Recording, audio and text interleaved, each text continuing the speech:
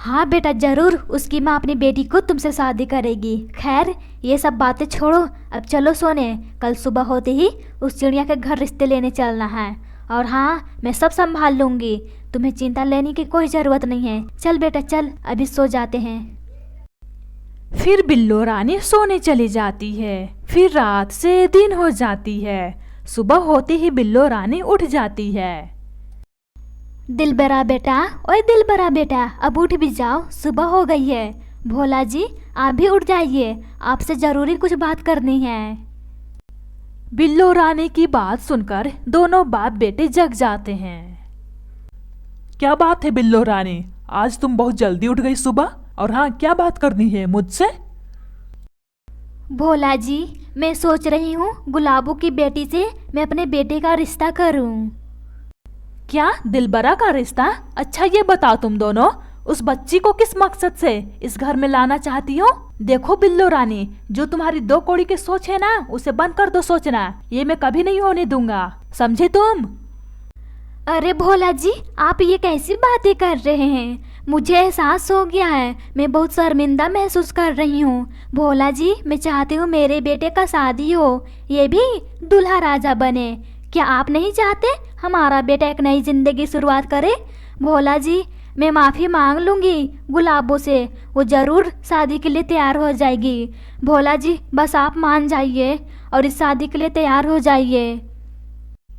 तुम सच बोल रही हो ना बिल्लो रानी? कोई साजिश तो नहीं है ना? अगर कोई साजिश है तो बाद में मुझे मालूम चल गया ना, मैं तुम दोनों की टांगे तोड़ करके रख दूंगा, समझे? नहीं नहीं भोला जी, ये कोई साजिश नहीं है। मैं सच में अनमोल को बहू बनाना चाहती हूँ, मेरा यकीन कीजिए भोला जी। ठीक है तब जाओ रिश्ते लेकर।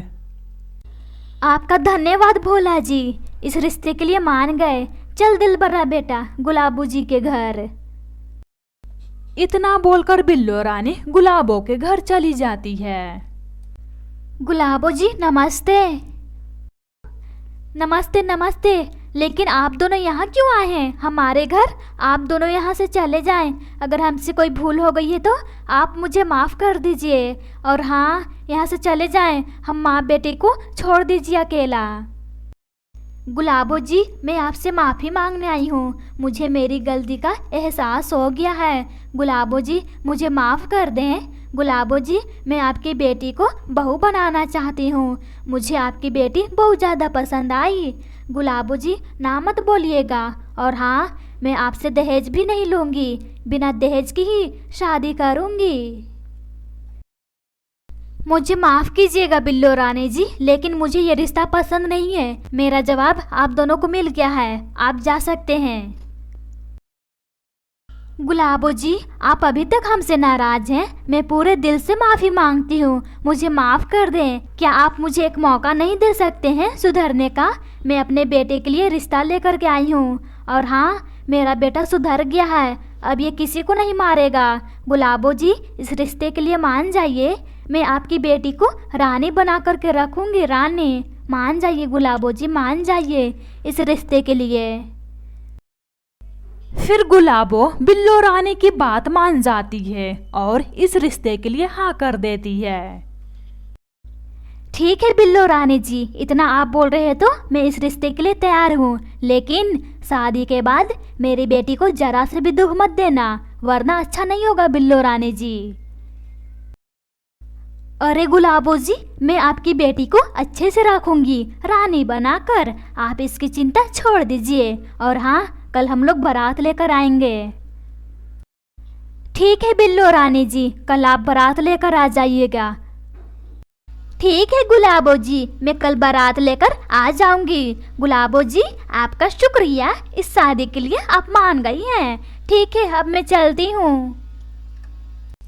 इतना बोलकर बिल्लो रानी घर वापस आ जाती है। बिल्लो रानी, गुलाबो जी इस शादी के लिए तैयार हैं? हाँ भोला जी, इस शादी के लिए तैयार हैं। और हाँ भोला जी, ये शादी कल होगी, हम सबको आज ही तैयारी कर लेनी होगी। ठीक है तब आज हम सब तैयारी कर लेते हैं। बिल्लो रानी, सारे पक्षियों को मैं दावत देकर आता हूँ। ठीक है भोला जी, आप जाइए। फिर भोला चला जाता है। इधर बिल्लो रानी का मकसद पूरा हो रहा था।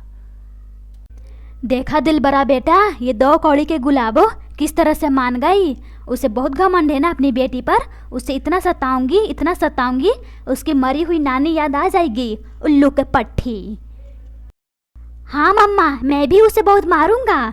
छोटी चिड़िया है, बनती है बाज। उसका पंख ऐसा काटूंगा ना, उड़ने के लायक नहीं बचेगी। दोनों माँ बेटे इसी तरह से बातें कर रहे थे, तभी उधर से भोला आ जाता है। बिल्लो रानी, सब पक्षियों को मैंने दावत दे दिया है। अब चलो जल्दी सो जाते हैं, कल सुबह सुबह निकलना होगा बारात लेकर। हाँ भोला जी, चलिए, काफी थक भी गए होंगे। फिर रात हो जाती है। फिर सारे पक्षी सो जाते हैं। फिर थोड़ी देर बाद सुबह हो जाती है। सारे पक्षी तैयार हो जाते हैं और गुलाबों के घर पहुंच जाती हैं। फिर शादी होती है और थोड़ी देर में शादी हो जाती है।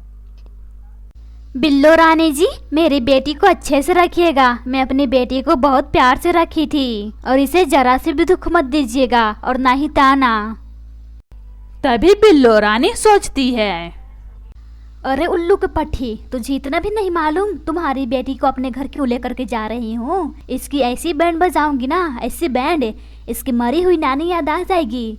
ठीक है गुलाबो जी, मैं आपकी बेटी को झूले में रखूंगी। सब कुछ खाना पीना झूले में ही दूंगी। फिर मजे से झूले में ही सो जाएगी। ठीक है, अब हम लोग चलते हैं घर। फिर सारे पक्षी अपने घर आ जाते हैं। घर आते ही बिल्लो रानी अपनी बहू से खाना बनवाती है। अनमोल बेटा, हम सबके लिए खाना बना कर लाओ। हम सबको बहुत जोरों की भूख लगी है। हाँ अनमोल, मुझे भी भूख लगी है, लेकिन मुझे घर का भोजन नहीं चाहिए, मुझे जंगल का भोजन चाहिए। इसलिए मम्मा का भोजन बनाकर मम्मा को खिलाकर जंगल में चली जाना और मेरे लिए भोजन लेकर के आना। समझी चूहिया? हाँ भिखारन, मेरे बेटे के लिए चली जाना जंगल। समझ गई ना? ठीक है माँ जी, मैं चली जाऊंगी जंगल भोजन के लिए। फिर अनमोल किचन में खाना बनाने जाती है। फिर थोड़ी देर बाद खाना बन जाता है। खाना लेकर अनमोल बिल्लो रानी के पास आती है। ये लीजिए माँ जी भोजन, आप सब खाएं। मैं जंगल जाती हूँ भोजन के लिए। अनमोल बेटी, तू भी भोजन खा करके जा जंगल में। अगर भूखी जाओगी तो बीमार पड़ जाओगी, और वैसे भी शादी में थकान भी हो गई है। नहीं पापा जी, मैं ठीक हूँ। जंगल से भोजन लेकर के आ जाऊंगी तो मैं खा लूंगी। इतना बोलकर अनमोल जंगल की ओर चल पड़ती है। इधर भोला अपनी पत्नी और बेटे से बोलता है, बिल्लो रानी, दिलबरा, तुम दोनों क्या कर रहे हो? अनमोल को घर में आते ही उसे काम दे दिया। घर का तो चलेगा, लेकिन जंगल में क्यों? दिलबरा बेटा, क्या घर में भोजन की कमी हो गई थी जो तुम उसे जंगल भेज दिए? फ्रिज में तो सेब पड़ा हुआ है, सेब नहीं खा सकते? तुम तो हर दिन सेब ही खाते थे, फिर आज जंगल क्यों भेजे अनमोल को? देखिए भोला जी, माँ बेटे के कामों में दखल अंदाज ना करें, ये हमारा मामला है। और हाँ, उस चूहिया को कहीं भी भेजूं, इसमें टोकने का नहीं, समझे? आप अलग रहो इस मामले से। अच्छा, ये सब साजिश थी ना उसे परेशान करने का? तुमने ये खेल खेल कर अच्छा नहीं किया है बिल्लो रानी। तुम्हें छल कपट करने की आदत हो गई है ना। देखना, ईश्वर तुम्हें एक दिन जरूर सजा देगा। चुप करो जी, न जाने आप मुझे क्या क्या बोले जा रहे हो। बिल्लो रानी बातें कर रही थी, तभी उधर से अनमोल सूखा भोजन लेकर आती है। सूखा भोजन देखकर बिल्लो रानी और दिलबरा खुश होते हैं, क्योंकि सूखा ही भोजन सबका जड़ होगा। अरे वाह वाह, ये भिखारन सूखा भोजन लाकर अपने पैर पर ही कुल्हाड़ी मारी है। वाह वाह, क्या बात है। सूखा भोजन के बहाना आज इसे बहुत मारूंगा, दिल के सुकून लूंगा। वाह वाह, क्या बात है। अरे तू तो बहुत नकचड़ी निकली रे। मैं तुझे सूखा भोजन खाने वाला दिखता हूँ? अभी मैं तुझे सबक सिखाता हूँ। इतना मारूंगा, मरी हुई नानी याद आ जाएगी। मुझे पहचानती है कि नहीं? उल्लू के पट्टी, मेरी पत्नी बनेगी, मेरी पत्नी। तू तो नौकरानी बनने के लायक नहीं है। आ गई है मेरे जीवन में हंगामा करने। हाँ बेटा हाँ, आज इसे अच्छी तरह से सबक सिखाना, ताकि ये दोबारा गलती ना करे। अपने आप को जंगल की हीरोइन समझती है। वाह रे वाह, जंगल की हीरोइन, नकचौड़ी कहीं की। दिलबरा मुझे मत मारो, मुझे बहुत चोट लगती है, मुझे मत मारो दिलबरा, मुझे मत मारो। माँ जी, अपने बेटे को समझाने के बजाय आप इसे मारने को बोल रही हैं। रही बात भोजन की, मुझे जो जंगल में मिला वो मैं लेकर आ गई। और हाँ, इस भोजन में क्या बुराई है? सूखा भोजन तो सारी पक्षियाँ खाती हैं। हाँ बिल्लो रानी, क्यों इस बेचारी पर इतना अत्याचार कर रही हो? इसे माफ कर दो। आप चुप करो जी, ये हमारे बेटे का मामला है, समझे आप? दिलबरा बेटा, इस छोटी चूहिया को मार, इतना मार इसकी नानी याद आ जाए। अपनी माँ की बात सुनकर दिलबरा अपनी चोंच से अनमोल को लगातार मारता जाता है। मुझे मत मारो, शादी की एक दिन भी नहीं गुजरा है, पहला दिन मुझे तुम सब मिलकर मारने लगे। माँ जी, अपने बेटे को रोके, मुझे बहुत दर्द हो रहा है। नहीं बेटा, ये चाहे खून के भी आंसू क्यों ना निकाल दे, लेकिन इसे इतना मारना ताकि इसके मन में डर बैठ जाए। दिलबरा अनमोल को मार रहा था, तभी अनमोल की माँ आ जाती है और अपनी बेटी को पिटाते हुए देख लेती है। देखने के बाद गुस्से से बोलती है, बिल्लो रानी, ये तुम क्या कर रही हो? मेरी बेटी की शादी एक दिन भी नहीं गुजरी है और तुम सब मिलकर मेरी बेटी पर अत्याचार कर रहे हो। शर्म नहीं आती? कमबख्त, बड़ा घमंड है अपने अमीरी पर। मुझसे झूठ बोलकर ये शादी की हो ना तुम? बिल्लो रानी, तुझे बड़ा घमंड है ना अपनी दौलत पर और इस नालायक बेटे पर। मेरी बद्दुआ है, तुम्हारे पास जितनी भी धन दौलत है सब मिट्टी में मिल जाए और ये तुम्हारा नालायक बेटा इस दुनिया से चला जाए तो बिलख बिलख के रोए, तुम्हारा मदद करने वाला कोई भी ना हो। तेरी आधी अधूरी जिंदगी भिखारी से भी बदतर गुजरे। ये सब मेरी बद्दुआ है, बद्दुआ बिल्लो रानी। बहुत तुझे शौक है ना दूसरों को, बच्चों को तड़पाने का, अब तू तड़पेगी। जालिम गंवार बिल्लो रानी अपने आप को घमंड में रहती है, घमंड में, अमीरी के कारण। इतना बोलकर गुलाबो अपनी बेटी को लेकर घर चली जाती है। इधर बिल्लो रानी का बेटा का अचानक से मौत हो जाती है। भोला जी, मेरे बेटे को क्या हो गया? अचानक से ये जमीन पर क्यों सो गया? बिल्लो रानी, गुलाबो जी की बद्दुआ लग गई, अपने बेटी की मौत हो गई है। मैं तुमसे बोलता था ना दूसरों के बच्चों को परेशान मत करो। देखो बिल्लो रानी, हमारा लाडला हमें छोड़कर चला गया, सब तुम्हारी वजह से हुआ है। इसकी गलतियों पर तुम सब बासी देती रही ना। देखो आज मेरे बेटे का क्या हाल कर दी तूने।